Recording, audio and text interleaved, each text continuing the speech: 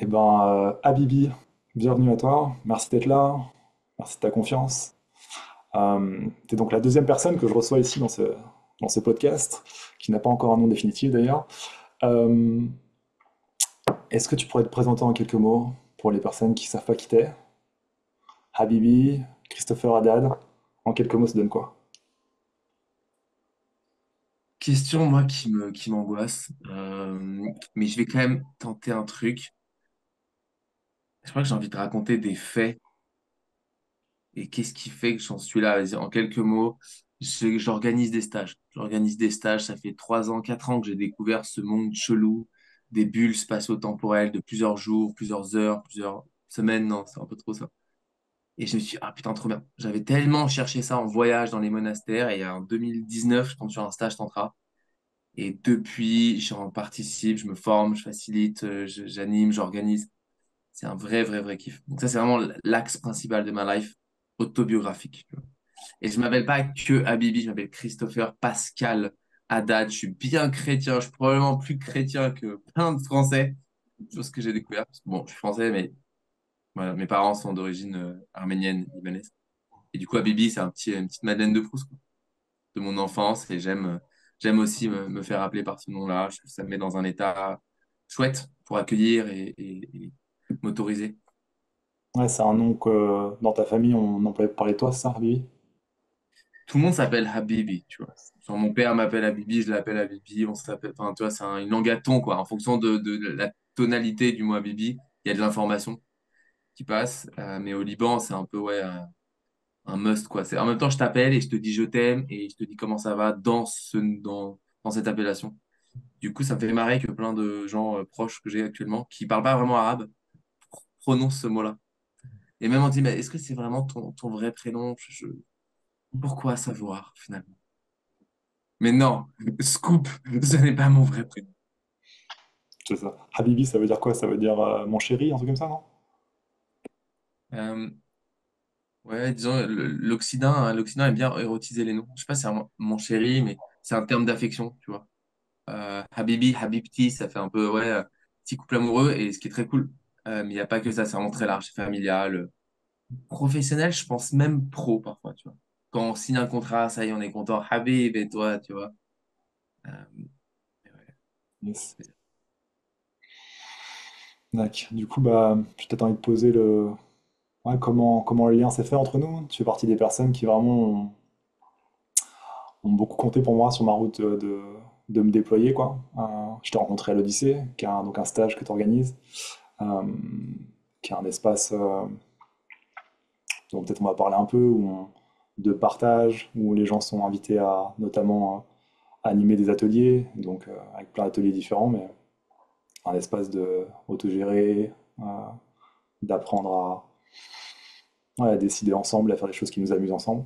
Mais on s'est rencontrés là-bas. Et ouais, peut-être, est-ce que tu veux poser quelques mots sur toi, l'Odyssée? Tu as envie d'en parler un petit peu? Bah là, j'en sors de l'Odyssée, ça fait une semaine. La fin, j'ai envoyé le mail aujourd'hui. J'ai eu un appel avec le lieu, le nouveau lieu. Donc c'est très présent, ça résonne encore. C'est une drop, c'est une drogue où il n'y a pas de drop. C'est que de la montée pour moi. Ouais, c'est une histoire d'amour que j'ai avec l'Odyssée, vraiment. Je suis en lien engagé, pas exclusif, mais genre quand même socle avec l'Odyssée. Et ouais, naissance il y a 4 ans, on s'était fait une petite cagnotte PayPal. J'avais rencontré deux amis, Jordan, Christian, à Impulse Festival, organisé par Vassanti, un stage de tantra jeune qui se passe tous les 2 ans, il me semble. Tous les ans, tous les 2 ans. Et, euh, et ouais, je les découvre, donc on se dit, ah putain, faut qu'on se revoie, ok, tac, on loue Airbnb, on se rejoint entre amis avec des potes de potes, et là on voit que c'est incroyable ce qui se passe. Et là je me dis, il y a un truc, viens, on continue d'organiser ça, et sachant que j'avais fait d'autres stages, surtout un stage autogéré, Châtenade à l'époque. Waouh, Châtenade, c'était incroyable. Et je me suis dit, putain, j'ai envie de faire pareil, quoi. J'ai envie d'imiter, tu vois, quand je vois un truc que j'aime, j'ai envie ouais, de le refaire à la maison, et ça a pris comme ça, quoi. Petit à petit, il y a eu un nom, Odyssée, plus simple, pour échanger. Je trouvais jamais bien la mythologie grecque et la philosophie et tout l'imaginaire qu'il y a derrière, quoi. Donc je me suis dit go. Et donc toutes les saisons, là c'était la 15e édition. Il y en a une cette année. Et voilà, ça a évolué. Et en vrai, de vrai, quand tu dis autogéré, je suis pas sûr. Je pense qu'il y a un spectre. En fait, il y a une terminologie à définir. Parce qu'il y a autogéré, donc sans cadre, on se rejoint et on voit ce qu'on fait ensemble. Mais intentionnel quand même, c'est pas des vacances entre potes. Et à la fois, tu as stage, où là, tout est cadré, l'emploi du temps, la nourriture, les ateliers, voilà, tout est dit en amont. Et du coup, je suis en mode, c'est pas l'un ni l'autre. Il y a un mot entre les deux. C'est Voilà. quelque part dans le camembert, quoi. Ouais, Ouais, c'est dans le spectre camembérique, clairement. ouais, carrément. Ouais, et du coup, je pense que ce qui m'a donné envie de t'inviter là et que autour de de ce podcast, de cette conversation, c'est du coup la thématique, c'est oser briller sa lumière, oser assumer notre individualité, ce qui vraiment nous éclate nous, et oser faire ça au monde. Et c'est quelque chose dans lequel, ouais, je vois ça chez toi, cette force à oser assumer ce qui t'éclate toi et à juste à tracer ta route là-dedans. Et, euh, et donc peut-être j'ai envie de t'amener sur ce sujet-là. Déjà, ça te fait quoi quand je dis oser briller ta lumière au monde? Qu'est-ce qui se passe pour toi quand je dis ça? Avant de répondre, déjà, merci en vrai, d'inviter. Merci. Je trouve qu'il y a un lien qui se construit ensemble et c'est très beau de voir que l'Odyssée ou ces bulles qu'on vit, même en dehors, font qu'on on se revoit en dehors de ces bulles-là et on crée des projets ensemble, artistiques, pro. Et ouais, c'est un rêve, quoi, clairement, que j'avais, très de communauté qui croit. Et là, le fait de ma présence et toi et le jaune, le canapé derrière, je te charrie un peu en même temps, bon, j'aime le jaune. Voilà, c'est très plaisant et ouais, je te kiffe. Merci, merci. L'honnêteté radicale aussi de se faire des retours, parfois pas si simple, parfois beaucoup plus en gratitude et voilà, je pense que c'est un kiff. Euh, et concernant, ça veut dire quoi, briller sa lumière? Ouais, c'est large, c'est large. Je sais pas, frère. Euh, Moi, ce que je vois, enfin, tout de suite, ce que j'ai en tête, c'est le biais cool kid. J'ai pensé à ça. En général, dans ces milieux-là, on a envie de briller. C'est un peu une réalité augmentée où vas-y, dans la vie, c'est dur. Du coup, viens, on se rejoint, on remet en place des paramètres, tu vois, de bienveillance, ou je sais pas, où tes forces sont décuplées, ta sensibilité, il se passe un truc assez magique quand même dans ces lieux, dans ces transes collectives. Et tu fais des choses que tu croyais pas capable. En tout cas, moi, j'en ai fait pas mal. Et je fais, oh, ah, c'est beaucoup plus rapide que 8 ans de thérapie, en fait. Ceci dit, la thérapie est cool, mais pour ces aspects-là, le stage, moi, personnellement, répond à beaucoup plus de problèmes. Et je me suis dit, bon, comment on fait en sorte que cette lumière se propage? Et en général, dans ces stages, tu as peut-être des gens qui vont briller et d'autres pas. Et du coup, moi, dans l'Odyssée, je geek en permanence de pas créer de biais cool kid où on se compare et j'ai envie d'être intégré. En même temps que je fais ce stage, donc je suis quand même cool. Mais merde. Et en même temps, d'être cool, c'est pas bien. Il y a des biais de pouvoir et des privilèges. Attends, c'est galère. Donc la question, c'est ceux qui brillent, comment ils goûtent à la dope de partager cette lumière, cette brillance, tu vois. C'est une autre dope. Tu brilles toi, mais de partager la lumière, de voir les autres briller, c'est vraiment une. Moi, c'est une drogue qui me rend bien plus ouf que de briller, cette drogue-là. Et à la fois, ceux qui brillent moins ou sur certains aspects, tu vois. Genre, je peux briller en cuisine et dans la prise de parole, mais pas dans la danse, par exemple, le chant, je sais pas. Bah, comment ils sont invités et applaudis et renforcés positivement pour ouais, se déployer par rapport là où ils sont. Tu vois, t'es obligé de te comparer, hein. Et on essaie quand même de nommer ces dynamiques, de dire c'est un ring avec toi-même.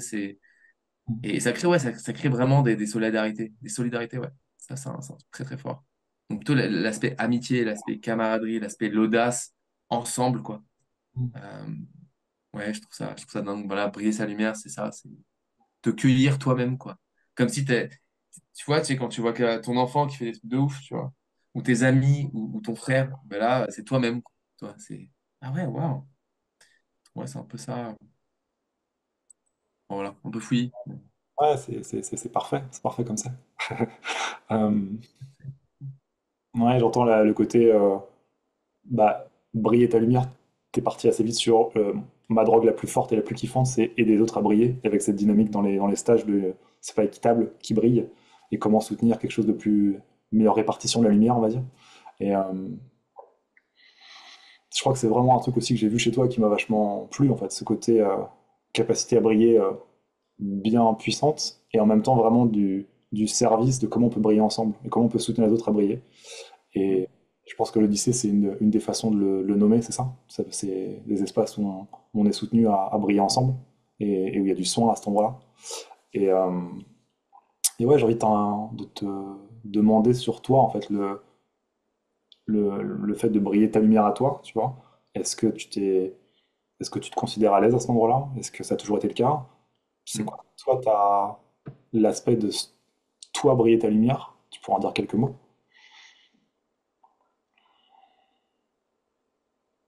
Ouais, j'ai l'impression que c'est un truc que je travaille tout le temps. Enfin, tu vois, genre, après, soit on peut dire ambiance science du trauma, c'est pour être aimé, parce que j'ai une anxiété d'abandon forte.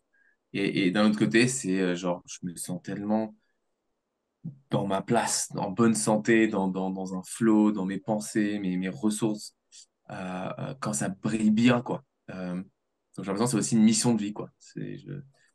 Et ouais, briller sa lumière. Là, ça me parle d'amour, ça me parle de lien. Euh,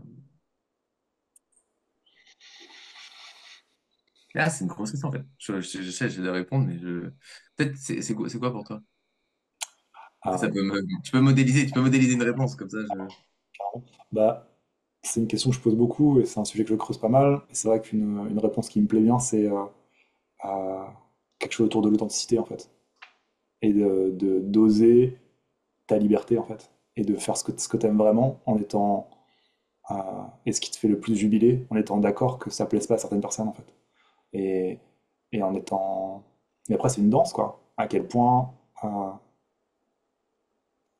je suis d'accord que ça plaise pas à plein de gens, ou pas, enfin juste. Mais c'est une danse avec ça, quoi. Mais c'est quelque chose autour de l'authenticité et d'aller à l'endroit où il y a le plus de joie et d'oser ça. Moi, je dirais ça. ah ouais. Ok, trop bien. Ouais, ouais, c'est un axe qui me parle. Clairement. Il y a beaucoup de choses que j'ai considérées annexes dans ma vie qui sont devenues au centre petit à petit. Tu vois, genre, non, mais quand même, c'est pas important de chanter et de voyager. Je le fais parce que je savais pas quoi faire d'autre. Et en fait, même quand je faisais des conneries à l'école, c'était une forme de, j'avais ma lumière là-dedans. Et je bossais mes projets actuels. C'est mes compétences quand je faisais des conneries, quand je trichais, tu vois. En fait, j'étais en train de travailler à mon futur. Plus que quand je travaillais mes exercices de maths ou de, je sais pas, d'anglais. Euh, donc pour moi, briller, ouais, il y a cet aspect de comment je me réajuste, tu vois, comment je médite sur qu'est-ce que j'ai envie de faire là tout de suite. Le confinement, ça m'a bien aidé, tu vois. Parfois, je me posais, je me dis, je me lève que quand je suis en joie, que quand j'ai vraiment envie de faire un truc, tu vois. Donc, il y a papa, moi, je me suis beaucoup mis en réaction, moi, avec les profs, avec même les médecins qui te disent que ta santé, c'est comme ça, avec les profs, moi, les profs, c'était dur. Les parents, euh, toutes les figures d'autorité qui t'imposent une sorte de système de valeurs. Et moi, j'ai essayé de me conformer, j'ai essayé de télécharger le système des autres et mon logiciel, il prenait pas, tu vois. Il dit non, non, je prends pas. J'ai beaucoup culpabilisé.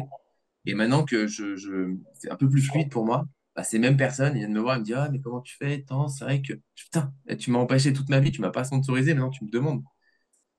Du coup, maintenant, je vois à chaque fois un hater, je vois un potentiel fan, tu vois. Dès que je le vois en été, je me dis, moi, dans combien de temps? Je me pose la question, tu vois. Et à la fois, je me dis, parfois j'ai pris trop de place, tu vois, dans des milieux.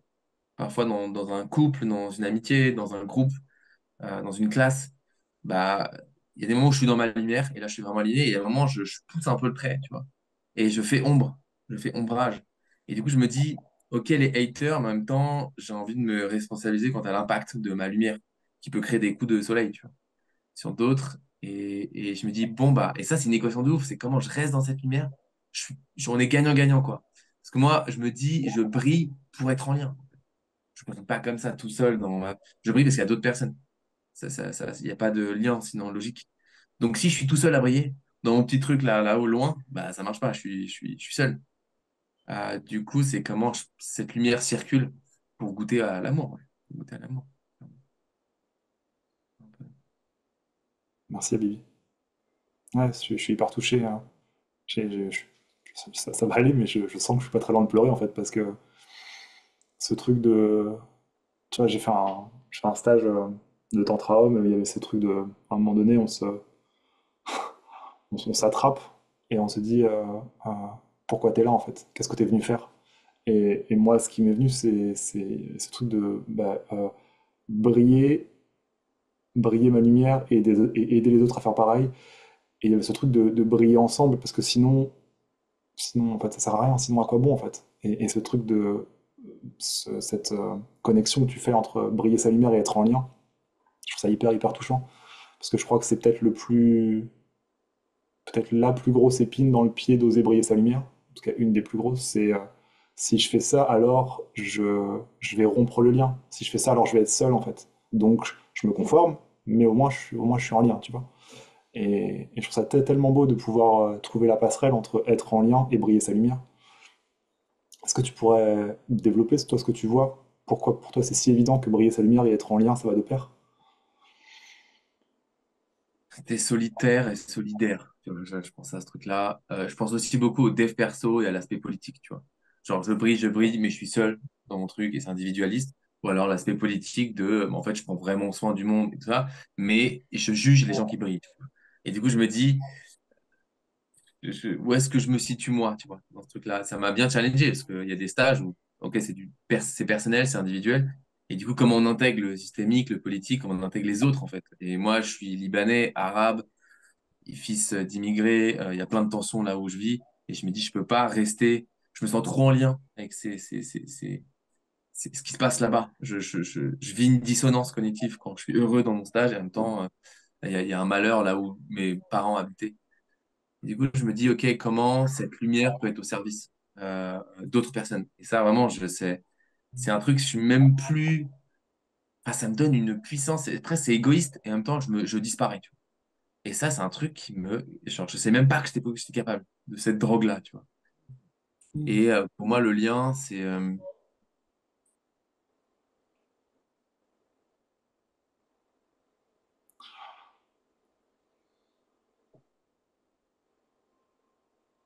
y a ce travail, euh, parce que même aider, tu vois, j'ai pas tant envie d'aider, je pense que j'ai envie d'être le témoin. C'est vraiment visuel, tu vois. Quand je marche à l'Odyssée et je vois juste deux personnes qui s'accompagnent, une qui a besoin d'écoute et une autre qui est là disponible. Je marche et je vois un acro-yoga spontané sur des maths à l'extérieur. Quand je vois une danse comme ça ou des personnes dans un hamac qui font connaissance, un couple peut-être qui se forme, ça me touche de ouf. Pourtant, j'aide pas, je suis pas utile, c'est juste, bah, j'ai ouvert une billetterie, tu vois, sur les loiseaux. À faire de Et bon, je fais le faux modeste. Ouais, Bon, c'est ça. j'ai œuvré. Ouais, c'est ça. J'entends l'endroit peut-être qui veut pas priver l'autre de son pouvoir, tu vois, dans le fait d'aider et en mettant ce mot-là. Mais effectivement, dans ce que je vois de toi, il y a vraiment ce truc il y a beaucoup d'énergie qui est mise au service de comment soutenir les autres à rencontrer leur puissance, à rencontrer leur lumière et de vraiment de la fine geekerie au service de comment je peux ajuster les réglages pour permettre qu'il y ait cette émergence de la lumière de chacun. Comment je peux soutenir ça, quoi. Et que là-dedans, tu prends un kiff de ouf, bien plus fort que quand tu brilles seul. Ouais, ouais, clairement. En fait, ça me fait penser à un aristocratique contre démocratique, tu vois. Genre, d'un côté, parfois, tu as envie de créer des stages. Imagine, je demande à n'importe qui dans le monde, quel stage t'aimerais créer? Genre, est-ce que tu penses à une expérience, les gens, et qu'est-ce que tu aimerais transmettre? Et vraiment, c'est une thérapie, tu vois. En mode, bon. Et parfois, je peux être en mode, j'ai envie de faire un truc élite. Il n'y a que les gens de ouf, audace, ça va être incroyable. On est peu nombreux, les happy few. Et j'ai ces élans-là en moi, je pense. Et je pense, en vrai, de vrai, tout le monde les a, tu vois. Plus ou moins conscientisé ou intense. Et du coup, je peux avoir ce truc-là. Et de l'autre côté, j'ai un élan en fait, j'ai envie d'ouvrir tout le monde. Ça fait vraiment pas sens. Mais milieu carcéral, les écoles, orphelinats, les migrants et les gens d'extrême droite très chelous, pro, ce que tu veux, tu vois. Et je me dis, là, ça fait vraiment sens. Mais eux, ils font pas partie de tu vois, de ma, de ma, de ma horde, tu vois, de ma horde. Et parfois, j'étais entre les deux. Et je me dis, putain, il faut qu'on m'envoie et tout, faut que ça brille, il faut qu'on brille au monde, tu vois. Mais là, je suis dans un délire, on est nous, on brille dans le monde. Mais c'est un peu un délire aussi égoïque. Et parfois, je suis en mode full inclusif, vas-y, on accepte tout le monde, on va vraiment lentement, mais il y a aussi des risques bah, parfois, je m'ennuie, ou je m'écoute pas vraiment, ou je fais genre pour les autres, mais en fait, bah, moi, je m'amuse pas. Et en fait, je trouve un équilibre là-dedans, tu vois. Je trouve un équilibre en fait, on va y aller tranquille, c'est OK, je vais pas me comparer à d'autres stages, à d'autres trucs que je pourrais considérer comme des critères de brillance, tu vois. Et en même temps, j'adore voir que ça évolue, que les gens font confiance et que ça avance, en fait. Donc, peut-être faire des niveaux, peut-être élargir un peu le spectre de l'offre. Mais je vois qu'avant, j'étais très binaire. Soit l'un, soit l'autre. En fait, tu peux faire des niveaux, ça avance doucement. Je fais confiance, je reste. Et ça vaut aussi pour moi, tu vois. Je voulais un couple, truc de malade. Enfin, tu vois, je me suis mis trop violence, quoi. Injonction à la performance. Mais plus je suis en thérapie, plus j'apprends à voir qu'en fait, ça crée beaucoup de symptômes en moi aussi. Donc, ouais, c'est un beau chemin, quoi. C'est cette dualité, tu vois, de je brille au détriment des autres, quoi. Est-ce que j'inclus? Mais pour moi, il y a une danse. Et je dis pas que c'est simple et qu'il y a une école qui est bonne. Ouais, voilà. Merci. Ouais. Hmm. Ouais, c'est toujours cette éternelle question entre soi et l'autre, quoi. Et comment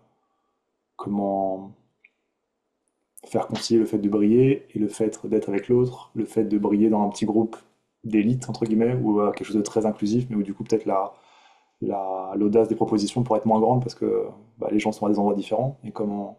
Voilà, C'est cette- pas mes amis, quoi. Ce serait pas mes proches. Du coup, en ouais, tout cas, ce que j'entends vraiment, c'est qu'il y a ce truc de c'est pas satisfaisant si juste on brille, soit si je brille seul dans mon coin, soit s'il y a que du trop entre soi, et vraiment cette ouais. envie de- d'ouverture en fait aussi. Et qui comme, ou si c'est que entre nous, ou si c'est que soi tout seul, il y a un truc qui manque à l'appel, quoi. Tu sens qu'il y a cette envie de plus. Ouais. Hmm. Mais c'est un spectre, en fait. C'est ce que je me suis dit, en fait. J'ai lâché de me poser oui ou non. Qui a raison? C'est un spectre et je suis vigilant là-dessus. Et ça détend de ouf. J'ai Ouais, pas à choisir. J'ai juste à observer et à calibrer. carrément. Ça. Ouais, merci Christopher. Du coup, il y a, il y a une question qui était censée ouvrir cette, cette interview. Je la pose maintenant. En fait, à la fin, je te poserai aussi une question comme ça. J'aime bien clore, c'est une habitude que j'ai piquée sur les podcasts, avec une question pour la personne suivante. Donc j'aurais dû ouvrir avec cette question-là, dessus d'avant. Et donc la question qui arrive maintenant, du coup, c'est comme ça, toujours du direct, qui arrive maintenant, c'est pourquoi c'est non négociable, pourquoi il y a une espèce d'impératif à briller sa lumière pour toi. Je crois qu'on est codé comme ça. Je crois il y a pas de hack. Et d'ailleurs, si tu le fais pas, tu t'autodétruis. Genre, ta vie, elle est horrible si tu le fais pas. T'as pas le choix, en fait. Tu peux te faire croire ce que tu veux, tu peux camoufler, tu peux prendre des Actimel, non, ça met des médocs, quoi. Et tu peux faire ce que tu veux, mais tu vas recevoir des feedbacks de la life. Genre, tes pensées vont commencer à dérailler, tu vois. Puis ton corps, il fatigue et c'est dur pour moi. Et du coup, je fais un ADHD parce que mes pensées sont pas là. Non, c'est juste pas à ta place, en fait. T'es pas ADHD quand t'es dans ta lumière. T'es ADHD que TDAH quand t'es ailleurs. Tu vas commencer à être fatigué parce que, bah ouais, c'est la vie, c'est l'eau qui est pas. Non, en général, c'est parce que juste t'es pas à ta place. Va à ta place, tu vois, t'as de l'énergie à balle. Alors, ça, c'est un peu aussi un peu. Je pense que les gens qui nous écoutent, quelques-uns, quelques-unes, je pense qu'ils font partie de ce monde un peu chez Père. Mais la plupart des gens, ils vont dire non, attends, quand même, t'es fatigué, il y a des enjeux matériels et tout. Moi, je pense que 80% de la fatigue, c'est que t'es juste pas à ta place. Et le reste, oui, bah, il y a quand même des facteurs matériels. Pour ça, et puis t'arrives des trucs chelous dans la vie. En fait, le monde te rappelle, il t'envoie du feedback de détresse. Donc voilà ce que je pense. Et si tu veux du feedback de justesse, bah, pose-toi et assume ce que ta vie démontre déjà. C'est-à-dire qu'en fait, il y a plein d'endroits où tu brilles déjà. Mais Dans oui. ton quotidien, là, je suis sûr, en 3 jours, tu observes quelqu'un, tu vas le voir briller. Peu importe. C'est un mode par défaut. Mais on veut pas le voir. On trouve des trucs, on résiste, je résiste. Ouais, Voilà. dans les choses que j'ai vues moi sur mon propre chemin, c'est que c'est briller sa lumière, c'est aussi beaucoup arrêter de retenir. Parce qu'effectivement, en fait, c'est déjà là que ça pousse en fait. Et juste Ouais, ouais. arrêter de retenir en fait. Et est-ce que tu peux. Tiens, Ouais, ouais. ouais. Est-ce que c'est possible d'accepter euh, l'évidence qui est déjà là en fait. Et juste, ok, ça fout les jetons, ok, ça fait peur et tout. Ouais, et en même temps, ça toque depuis le début en fait. Donc, et si on ouvre la porte en fait. Et carrément. Ouais, ouais. C'est comme, Merci. je sais pas, les jeux vidéo. C'est un exemple un des plus marquants, mais tu vois, un mot joue aux jeux vidéo, la maman qui dit le papa, non, mais vas-y, il a des troubles scolaires, il est bizarre, il est addict, il est machin. Mais regarde ce qu'il fait dans le jeu vidéo. C'est un geek, c'est un truc de ouf, il a une intelligence de dingue. Il est pas TDAH dans le jeu vidéo, il est à fond, il connaît tous les personnages, il retient, il a envie, socialement, il est sûrement très à l'aise, tu vois. Bah voilà, bah, là, il est dans sa lumière, tu vois. Mais s'il l'accepte bien, bah là, il déploie, tu vois. Il déploie, il se forme. il prend une posture, il va se faire payer des millions d'euros, je sais pas moi, tu vois. Il y a un aspect de construire un terrain au service de ça, tu vois, parce que sinon ta justesse et ta lumière, elle aura un petit terrain de jeu, elle va être frustrée, elle a envie elle est impériale, il y a quelque chose d'impérial dans la lumière. Construire un terrain vraiment honnête, et là c'est ouf. Mais ça peut être genre juste élever des mômes, enfin c'est juste, c'est le truc, je pense, le plus galère sur Terre, tu vois. Mais ça peut être des choses assez simples, finalement. Pas genre, ouais, je tiens une boulangerie, ouais, je suis éleveur éthique dans la Drôme et c'est un truc de ouf pour moi. Bah, ça, c'est ta lumière, tu vois. Et personne te voit, mais c'est ta lumière. Et pour moi, ouais, ça fait. C'est honnête, quoi, avec toi. C'est honnête. Ouais, carrément. Ouais, merci. Hum, hmm. Et peut-être une dernière phrase, c'est que j'aime bien de Cyrulnik, je crois il disait, chaque succès m'a coûté un divorce en amitié. Chaque fois que tu touches un peu plus à ta lumière, genre slash succès, c'est Ouais, un divorce en amitié, quoi. Ça coûte socialement. Et c'est ça, là, la plus grande. L'isolement, et t'en parlais tout à l'heure. Et à complètement. trop vouloir être unique, tu finis par être seul. Enfin, t'es en mode, ok, je paye cher mon truc. Et voilà, c'est une équation. C'est une équation. Ouais, oui. Ouais, ouais, et puis il y a vraiment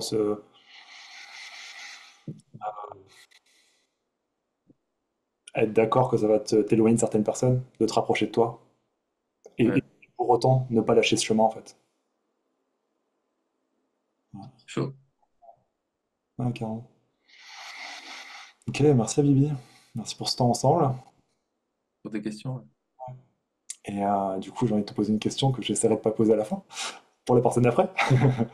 Ce serait quoi la question que tu as envie de poser, la prochaine question d'ouverture de l'épisode 3 du coup, cette série de podcasts? Wow, I'm the second.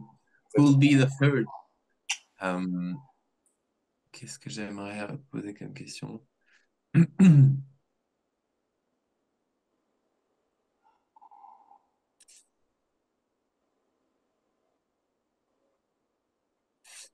S'il y a un truc que tu devais revivre éternellement, un truc que tu as vécu dans ta vie, qu'on te dit, bah, tu vas le vivre éternellement, ce truc-là. Ce serait quel moment dans ta vie? Mmh, super, Ouais, ça m'intéresserait, ça. trop bien. Normalement, la troisième personne, ça va être Claire Commissaire, qui est une nana que j'ai rencontrée en stage de tantra et qui maintenant anime des stages et qui est une femme super. Donc, je te pose cette question-là. Ouais. Claire, bon courage, bon voyage. Ok. Ok, super. Est-ce que tu as envie de rajouter un petit mot avant qu'on termine là? Une dernière bafouille? Bafouille. Savoir comment c'était pour toi. Je suis curieux. J'ai entendu un petit peu. Moi, j'aime bien dialoguer. Comment c'était pour toi. Et ouais, moi, c'était très plaisant pour moi de répondre à tes questions. Ouais, bah, je suis vraiment content parce que je trouve que tes partages sont hyper intéressants, hyper riches vraiment. Et je suis content de les entendre, je suis content que vous étiez d'accord d'être là. Et je me dis que c'est vraiment précieux ce qu'on a fait là, vraiment. Et donc je suis joyeux de ouf. Et voilà, je me dis que euh, l'enfant terrible, ton clown miraculeux, a été assez sage et a été assez coopératif. Donc je suis content. En fait, c'était cool. Ouais, ça m'a vraiment plu. C'était chouette. Mm. Ouais, j'avais un petit back kid. Parfois, il aime bien jouer avec le cadre, et Titi et JB. Et du coup, on a eu une petite discussion. On était radical ensemble. C'était fun. Et le Mais j'ai aussi cette partie-là. Et merci de clarifier ma pensée aussi. Les questions me permettent, moi, d'avancer et de cheminer. Donc, c'est très. Ouais, gagnant-gagnant, quoi, pour moi. bah, super. Inch'Allah, ton podcast. Longue vie. L'épisode 20. Je reviens à l'épisode 20, 25. Tu pourras dire j'étais là au début. I was here, yeah. Ouais, c'est vrai. Yes. Bon, eh ben, merci à toi, Christopher. Yes. Merci, JP. Allez, bisous, mec.